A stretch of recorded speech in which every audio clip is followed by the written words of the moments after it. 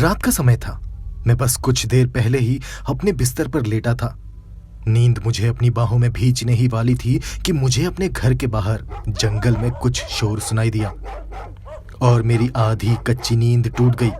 मैं बिस्तर से नीचे उतरा और खिड़की का पर्दा हटाकर मैंने बाहर देखा। मैंने कॉटेज के पास एक पहाड़ी की ढलान पर कुछ भौंकते और उधम मचाते कुत्तों को देखा। वो दृश्य एकदम किसी सपने जैसा था। पहाड़ी के एक तरफ मुंह उठाए भौंकते कुत्तों में से एक सुनहरे रंग का कॉकर स्पेनियल था, एक रिट्रीवर और एक पैकिंगीज, एक डेशंड और एक काला लेब्राडोर, और दो कुत्ते ऐसे ही थे जिनकी नस्ल का मुझे ठीक ठीक पता नहीं चल पा रहा था। वो कुत्ते इतने गुस्से में थे कि घास के मैदान के किनारे लगे लकड़ी के बाड़े को पार करके जंगल में घुस गए थे।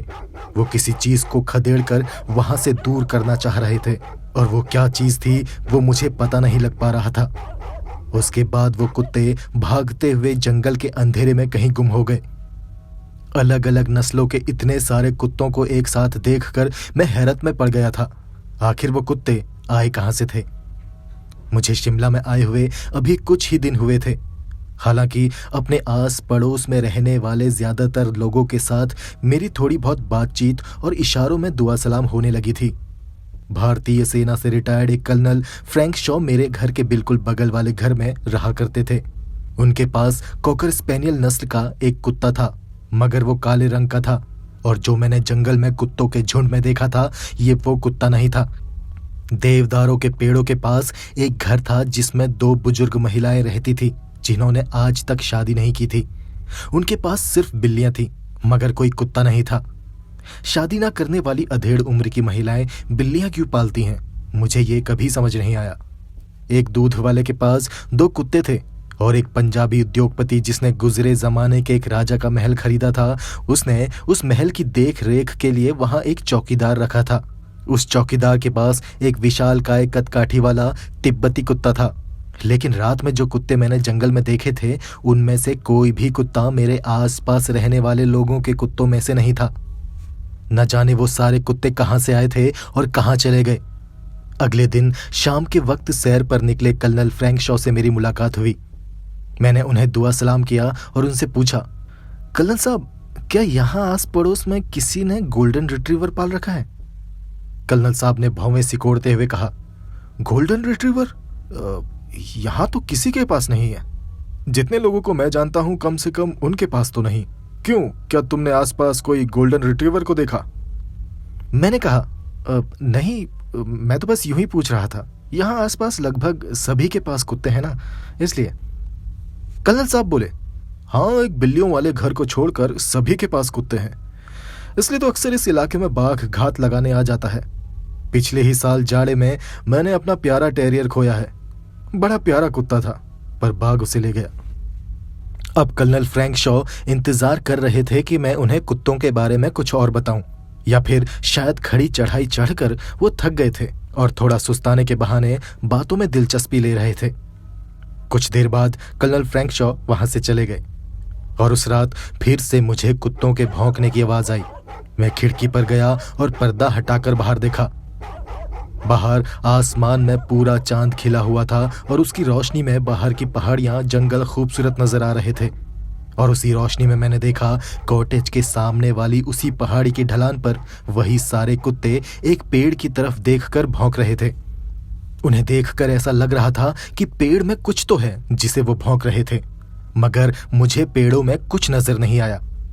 उन कुत्तों के शोर से मैं तंग आ गया था। मैंने उन कुत्तों को एक जोर की डांट लगाई, और वो कुत्ते वहां से भागकर जंगल के अंधेरे में गायब हो गए।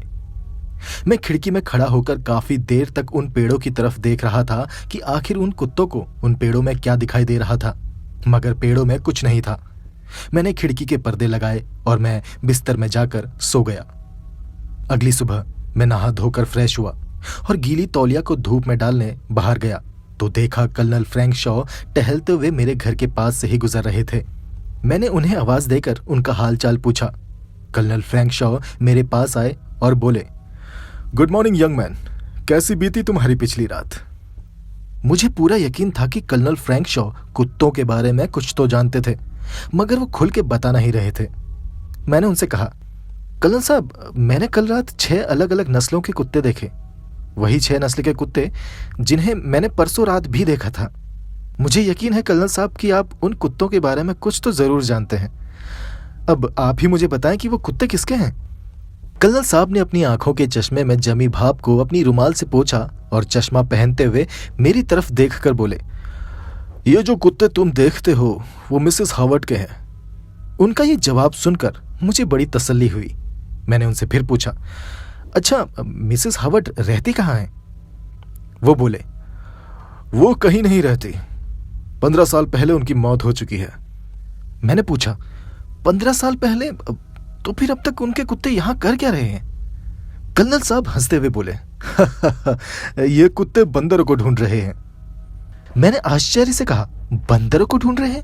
मतलब? कर्नल साहब आप प्लीज मुझे खुलकर सब साफ साफ बताएं। कर्नल साहब मेरी आंखों में गहराई तक देखते रहे और बोले, क्या तुम भूत प्रेतों पर विश्वास करते हो यंग मैन? मैंने कहा, भूत प्रेत? मैंने अब तक एक भी नहीं देखा। कर्नल साहब अजीब तरह से मुस्कुराते हुए बोले, तुमने देखे हैं बेटे, हर हाल में तुमने भूत देखे हैं। मिसेस हावर्ड के कुत्ते बरसों पहले मर चुके हैं। एक कॉकर स्पेनियल था, एक रिट्रीवर, एक पैकिंगीज, एक डैशेंट था और एक काला लेब्राडोर, और 2 ऐसे ही किसी नस्ल के कुत्ते थे। ये वही है ना जो तुमने देखे थे? वहां उस तरफ उस पहाड़ी की ढलान में किसी एक पेड़ के साए में दफन है सारे कुत्ते। बड़े ही वफादार कुत्ते थे वो, लेकिन उनकी मौत के बारे में ज्यादा कोई कुछ नहीं जानता। उन सभी की उम्र हो गई थी और अपनी मालकिन की मौत के बाद वो ज्यादा जिए नहीं। मिसेस हावर्ड के मरने के कुछ दिन तक तो आस पड़ोस के लोग उन्हें खाने को देते रहे, लेकिन फिर एक एक करके सभी मर गए और उन्हें उस पहाड़ी में एक दूसरे के आसपास ही दफना दिया गया। वो बेचारे जब जिंदा थे तो हमेशा साथ ही रहा करते थे, इसलिए मरने के बाद उन्हें साथ में ही दफना दिया गया। मिसेस हावर्ड उसी कॉटेज में रहा करती थी जिसमें अभी मैं रहता हूं। मैंने पूछा, क्या मिसेस हावर्ड कम उम्र की थी? कर्नल साहब बोले, उनकी उम्र करीब 40-45 के बीच रही होगी। काफी चुस्त दुरुस्त थी, खिलाड़ियों जैसी कदकाठी वाली आकर्षक महिला थी वो अक्सर घर के बाहर अपने गार्डन में ही समय बिताती दिख जाया करती थी। मर्दों की तो उन्होंने कभी परवाह ही नहीं की। मुझे लगा था कि तुम उनके बारे में जानते होगे।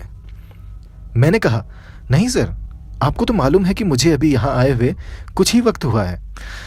वैसे आप बंदरों के बारे में कुछ बता रहे थे, ये बंदरों की क्या कहानी है? कुत्ते आखिर बंदरों को क्यों ढूंढ रहे हैं? कर्नल साहब बोले, यही तो इस कहानी का सबसे दिलचस्प पहलू है बेटे। तुमने बंदरों का एक झुंड तो देखा ही होगा जो अक्सर यहां बलूत के पत्ते खाने आते रहते हैं। मैंने कहा, नहीं, मैंने अभी तक कोई बंदरों का झुंड नहीं देखा। तो कर्नल साहब बोले, नहीं देखा तो देख लोगे डियर, देर सवेर ही सही वो तुम्हें दिखाई दे जाएंगे। उनका एक पूरा झुंड इन जंगलों में घूमता रहता है। वैसे वो किसी का कुछ बिगाड़ते तो नहीं है, लेकिन अगर उन्हें मौका मिल जाए तो बगीचों को बर्बाद करके ही छोड़ते हैं। मिसेस हावर्ड उनसे बहुत नफरत करती थी। उनके बगीचों में डहेलिया के फूल लगे हुए थे जो मिसेस हावर्ड को बड़े प्यारे थे। कई किस्म के डहेलिया के फूल उनके बगीचों में खिला करते थे, लेकिन रात के वक्त बंदर आकर उनके डहेलिया के पौधे उखाड़कर उनकी जड़ों को खा जाया करते थे। शायद उन्हें डहेलिया की शकरकंदी जैसी जड़ें स्वादिष्ट लगती होंगी। इसी वजह से मिसेस हावर्ड का गुस्सा 7वें आसमान में पहुंच जाता था। बागबानी के शौकीन लोग अपने पसंदीदा पौधों को नुकसान पहुंचने पर अक्सर आपा खो देते हैं, इसलिए जब भी बंदर या लंगूर उनके बगीचों के आसपास आते थे तो मिसेस हावर्ड अपने कुत्तों को उनके पीछे छोड़ दिया करती थी, चाहे आधी रात हो या दिन का वक्त। लेकिन बंदर तो ठहरे बंदर, कुत्तों के आने पर वो पेड़ पर चढ़ जाते थे और कुत्ते बस पेड़ों की तरफ मुंह उठाकर उन्हें भौंकते रहते थे। एक रात मिसेस हावर्ड को गुस्से में कुछ नहीं सूझा। वो किसी से मांगी हुई बंदूक लेकर अपने घर की खिड़की पर घात लगाए बैठ गई और जैसे ही बंदर उनके बगीचे में आए उसने उनमें से एक को गोली मार दी। वो एक छोटा बंदर का बच्चा था और वो मर गया। कुछ पल खामोश रहकर कर्नल फ्रैंक शॉ जंगल की तरफ देखते रहे, फिर एक गहरी सांस लेते हुए बोले, उन्हें ऐसा नहीं करना चाहिए था। बंदर को कभी जान से नहीं मारना चाहिए। इसलिए नहीं कि उन्हें हिंदू लोग भगवान की तरह पूजते हैं, बल्कि इसलिए क्योंकि बंदर इंसानों की तरह होते हैं ना। उनके अंदर वही सारी भावनाएं होती हैं जो इंसानों में होती हैं। चलो अब मुझे चलना चाहिए। फिर मिलेंगे। कर्नल फ्रैंक शॉ अपनी बात खत्म करके लंबे लंबे कदम रखते हुए देवदारों के पेड़ों के बीच की पगडंडी पर अपने घर की तरफ चल दिए।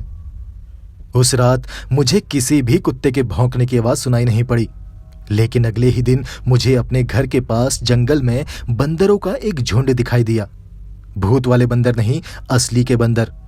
कुल 25-30 बंदर होंगे, छोटे बड़े सब मिलाकर। वो पेड़ों में बैठकर बड़ी शांति से बलूत के पत्ते खा रहे थे। मैं अपनी खिड़की पर बैठा उन्हें काफी देर तक देखता रहा। बड़े ही शानदार जानवर होते हैं बंदर, चमकीले, मटमैले, लंबी पूंछ वाले। एक पेड़ से दूसरे पेड़ पर उछलते कूदते उन्हें देखना बड़ा अच्छा लग रहा था। आपस में बंदरों का स्वभाव बड़ा ही सलीकेदार होता है। मैदानों में पाए जाने वाले दबंग और खुर्राट बंदरों की तरह नहीं। कुछ छोटे बंदर पेड़ों से उतरकर पहाड़ी की ढलान में किसी स्कूल जाने वाले बच्चों की तरह खेल रहे थे और बड़ी प्यारी शरारत कर रहे थे। उन्हें तंग करने के लिए वहां पर कुत्ते नहीं थे, ना ही बगीचे में लुभाने वाले डहेलिया फूल। शाम होते ही वो सब वहां से चले गए। रात हुई और मैं अपने बिस्तर पर सोने चला गया। आधी रात को मेरी नींद खुली। मैंने घर से कुछ दूरी पर वही कुत्तों के भौंकने की आवाज सुनी। आज वो पहले से भी ज्यादा तेज और भयानक तरीके से भौंक रहे थे। मगर मैं इस बार अपने बिस्तर से उठने वाला नहीं था। मैंने कंबल को अपने सिर तक ढका और सोने की कोशिश करने लगा, लेकिन भौंकने की आवाजें और तेज होने लगी और उनके बीच मुझे कुछ मिली जुली आवाजें सुनाई देने लगी, चिचियाने और खुखियाने की आवाजें। तभी एक औरत की तीखी सी चीख उस जंगल में गूंज उठी। वो बेहद ही डरावनी और भयानक गूंज थी। उसे सुनकर मेरे रोंगटे खड़े हो गए। मैं तुरंत बिस्तर से बाहर कूदा और खिड़की की तरफ लपका। खिड़की का पर्दा हटाकर बाहर देखा तो जो देखा वो देखकर मेरे रोंगटे खड़े हो गए। एक औरत जमीन पर गिरी हुई दर्द से छटपटा रही थी और 3-4 बड़े बड़े बंदर उसकी छाती पर चढ़े बैठे थे। वो बंदर उस औरत के शरीर को दांतों से और अपने पंजों से नोच रहे थे। कुत्ते भौंकते हुए चीखते हुए उस औरत को बचाने की कोशिश कर रहे थे, मगर दूसरे छोटे बंदर उन कुत्तों को पीछे से नोच खचोट कर परेशान कर रहे थे। और एक बार फिर से उस औरत की एक भयानक दिल दहला देने वाली चीख निकली और पूरे जंगल में गूंज उठी। मैंने तुरंत खिड़की छोड़कर कमरे से एक कुल्हाड़ी उठाई और उस औरत की मदद करने के लिए दौड़कर घर से बाहर भागा। मगर घर से बाहर आकर मैंने देखा वहां ना बंदर था, ना कुत्ते, ना ही कोई औरत। मैं अपने पैजामे में हाथ में कुल्हाड़ी पकड़े उस पहाड़ी पर खड़ा ठगा ठगा सा महसूस कर रहा था। अगली सुबह कर्नल फ्रैंक शॉ बड़ी ही गर्मजोशी के साथ मुझसे मिले और मुझसे बोले, तो यंग मैन, अब भी तुम्हें वो कुत्ते दिखाई दे रहे हैं? मैंने कहा, मुझे बंदर भी दिखाई दिए। कर्नल साहब बोले, अरे हाँ, फिर से वो बंदर इधर की तरफ आ गए हैं, लेकिन वो कोई भूत वूत नहीं है, असली के बंदर हैं। वो किसी को नुकसान नहीं पहुंचाते, तब तक तो नहीं जब तक कोई उन्हें तंग ना करे। मैंने कहा, अच्छी बात है, मगर कल रात मुझे बंदर और कुत्ते दोनों साथ में दिखाई दिए। कर्नल साहब हैरानी से बोले, अच्छा, ये बड़ी ताज्जुब की बात है। अब कर्नल साहब मुझसे नजरें चुरा रहे थे और वहां से जाने की कोशिश कर रहे थे, पर मेरी बात अभी पूरी नहीं हुई थी। मैंने कहा, रुकिए कर्नल साहब, आपने मुझे ये नहीं बताया कि मिसेस हार्वर्ड की मौत कैसे हुई थी। कर्नल साहब बोले, अच्छा, नहीं बताया क्या? मैं भूल गया हूँगा, बुढ़ापा आ गया है ना, इसलिए अब मुझे याद नहीं रहता। लेकिन मिसेस हार्वर्ड बेचारी, वो मुझे अच्छे से याद है। बंदरों ने ही उनकी जान ली थी।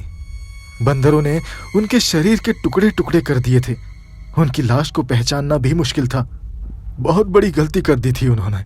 उन्हें बंदर को नहीं मारना चाहिए था, क्योंकि वो इंसानों के जैसे होते हैं ना।